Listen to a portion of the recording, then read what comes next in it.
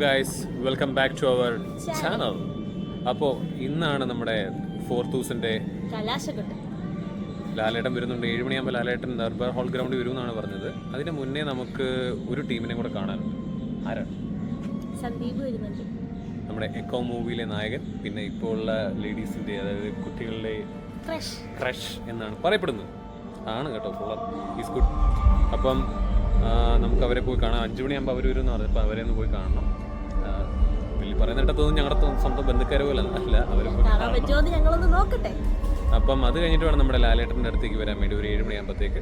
So ലാലേട്ടൻ മാത്രമല്ല കേട്ടോ, കുറേ സിംഗേഴ്സ് ഉണ്ട് കേരളത്തിലെ, നല്ല സിംഗേഴ്സ് എല്ലാം ഉണ്ട്.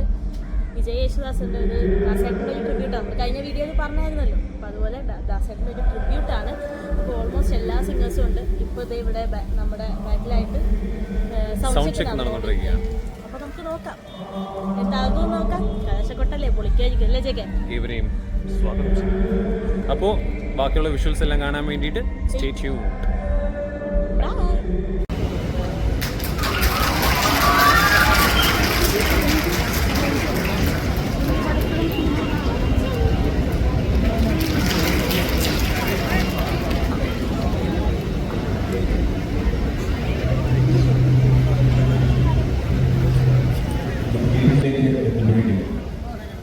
പ്രേക്ഷകർ നൽകുന്ന വിജയമാണ് അതിന് ഏറ്റവും വലുത്.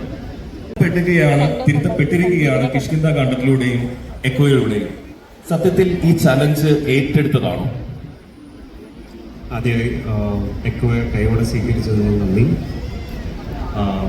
എപ്പോഴും ഒരു ടൈറ്റിൽ, ഒരു പെർഫെക്റ്റ് ടൈറ്റിൽ അലയിച്ച് കിട്ടുക എന്ന് പറഞ്ഞാൽ ഭയങ്കര ഒരു ആസ് എ ഫിലിം മേക്കർ ഭയങ്കര ഒരു ടഫ് പ്രോസസ്സാണ്. കണ്ടിരിക്കുകയാണ് ഗൈസ്. ക്രഷ് അടിച്ചോ? ആണോ? ഏത് സിനിമ കണ്ടപ്പോഴാണ് ക്രഷ് അടിക്കാൻ പറഞ്ഞത്? താലിമിയിൽ ക്രഷ് ആയതാണ്. നിങ്ങളായാലും ക്രഷാണോ ഗൈസ്?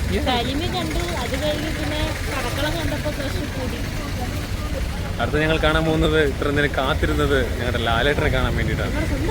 ഞങ്ങളുടെ സ്വന്തം ലാലേട്ടൻ. അപ്പം കാണാൻ പറ്റുന്ന തരത്തില്ല, നല്ല തിരക്കായിരിക്കും. ഇപ്പം തന്നെ നല്ല രീതിയിൽ തിരക്കുണ്ട്. അപ്പം ബാലൻസ് പോയി നോക്കിയിട്ട് വരാം. ഓക്കെ, അതുവരെ വെയിറ്റ് ചെയ്യുക ഗൈസ്. ഞങ്ങൾ കുറേ നാളായിട്ട് വെയിറ്റിംഗ് ആണ്. ആദ്യമായിട്ടാണ് ലാലേട്ടൻ കാണുന്നത്. അതിൻ്റെ എക്സൈറ്റ്മെൻറ്റ് നല്ല രീതിയിലുണ്ട്. ഇത് പിന്നെയും കണ്ടതാണ്, പക്ഷേ ഞാൻ ആദ്യമായിട്ട് കാണാൻ പോകുന്നത്. അപ്പം അതിൻ്റെ നല്ല എക്സൈറ്റ്മെൻറ്റ് ഉണ്ട്. കാണാൻ പറ്റുമെന്ന് അറിയത്തില്ല, എന്തായാലും പോയി നോക്കാം. അപ്പോൾ നോക്കിക്കൊണ്ടിരിക്കുന്നത് ഏതാനും നിമിഷങ്ങൾക്കുള്ളിൽ ഇവിടെ എല്ലാം നിറയുന്നതാണ് ഞാൻ ആലോചിച്ചുകൊണ്ടിരിക്കുന്നത്. ഈ കസര ഫുള്ള് നിറയല്ലേ? 7 മണിയാകുമ്പോഴാണ് പ്രോഗ്രാം. ഇപ്പം സമയം എത്ര? ഏകദേശം ഒരു 6 മണി ആയതുള്ളൂ. 1 മണിക്കൂർ കൂടെ ടൈമുണ്ട്. അപ്പോൾ അതെ, ഈ ഏരിയ ഫുൾ ആൾക്കാർ വന്ന് നിറയാനുള്ളതാണ്. ഞങ്ങൾ ടിക്കറ്റ് ബുക്ക് ചെയ്തില്ല ഗൈസ്, അതുകൊണ്ട് ദേ ഇവിടെ ഇങ്ങനെ വായം പൊളിച്ച് നോക്കിയിരിക്കുകയാണ്. അപ്പോൾ എന്തായാലും നിന്നുകൊണ്ടുള്ള വിഷ്വൽസ് മാക്സിമം കാണിച്ചു തരാം ഗൈസ്.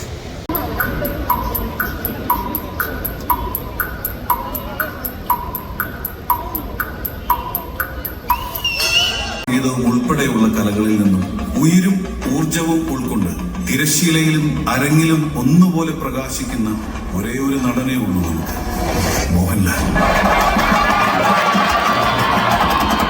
വേദിയിൽ മോഹൻലാൽ പകർന്നാടിയ അത്രയും സാഹിത്യ കഥാപാത്രങ്ങളെ സ്പർശിക്കുവാൻ പോലും ഒരുപക്ഷെ ഇന്ത്യൻ സിനിമയിലെ മറ്റൊരാൾ ധൈര്യപ്പെടുകയില്ല.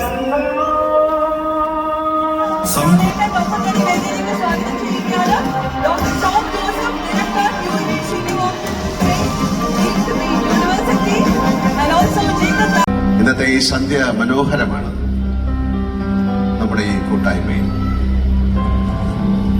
ഭാഷയും എഴുത്തുകാരും കലയും കലാകാരന്മാരും ആഘോഷിക്കപ്പെടുന്ന മനോരമ 4000 സമാപന വേദിയിൽ നിൽക്കാൻ കഴിഞ്ഞതിൽ എനിക്ക് അതിയായ സന്തോഷമുണ്ട്.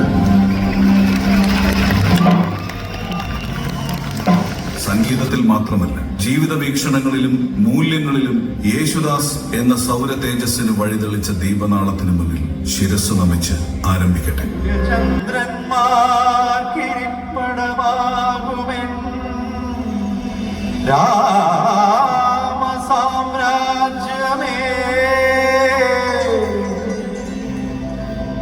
ദേവകളെ മാ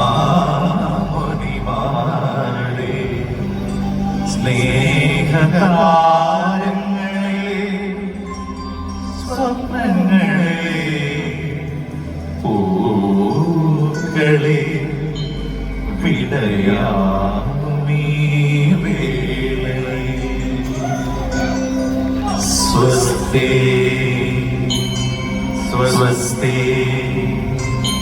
സ്വസ്തി.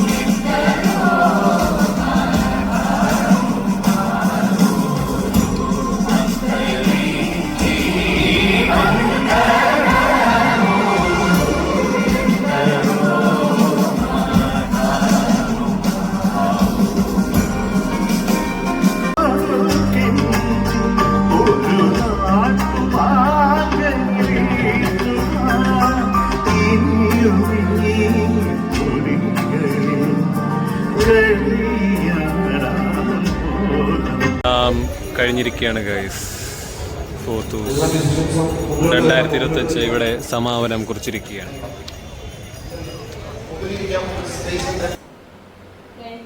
ഞങ്ങള് വീട്ടിലെത്തി. സമാപനമായിരിക്കുകയാണ് 2025. പക്ഷെ നല്ല പരിപാടിയായിരുന്നു, കൊള്ളായിരുന്നു, നല്ല തിരക്കുണ്ടായിരുന്നു. ഇനി അടുത്ത വർഷം ഡിസംബറിലാണ് സ്ഥലം അറിയില്ല, തിരുവനന്തപുരമാണെന്ന് എൻ്റെ പ്രതീക്ഷ. അപ്പോൾ അടുത്ത വർഷം വീണ്ടും കാണാം. അതുവരെ സന്ധിക്കും വരെ വണക്കം. ബൈ.